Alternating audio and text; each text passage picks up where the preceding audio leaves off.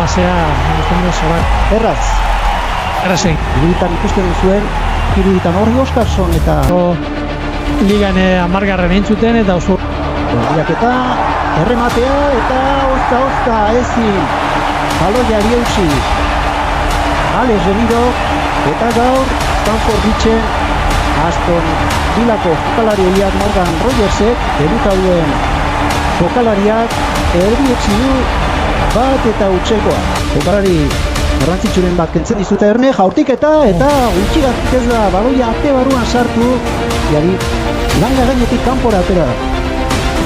Taketugoarean sartu da Japoniarra jaurtiketa oso kaskarra zulo bat zauken, jaurtitzeko eta erdiatzeko esira jarrituko dugu bikain espinez egin du erdiraketa eta bigarren jaurtiketa arriskutsua txuriurinetzat dientorena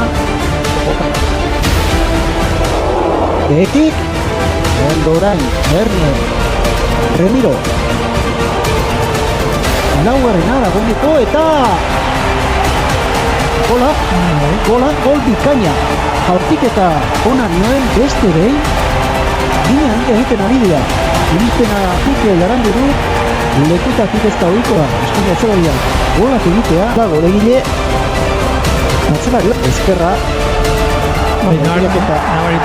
Grisek eta berriro ere goitik erraztasunak partidaren hastapenean bezalaxe eta Realak gola irentzi egin du esan daiteke lehen zatian bezalaxe Morgan Rogersek egin du bat eta usekoa bigarrena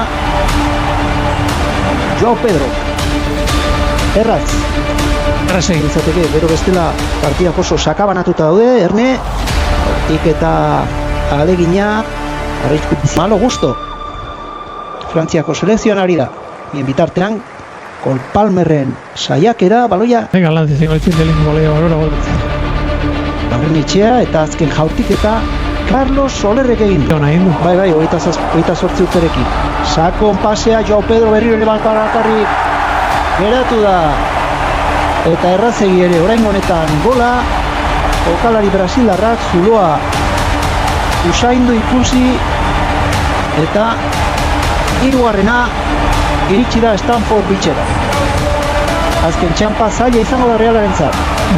Eta ez da gola egin duena daukan, o pasea egin duena daukan. Pasea zoragarria da, movimento ona da, baina pasea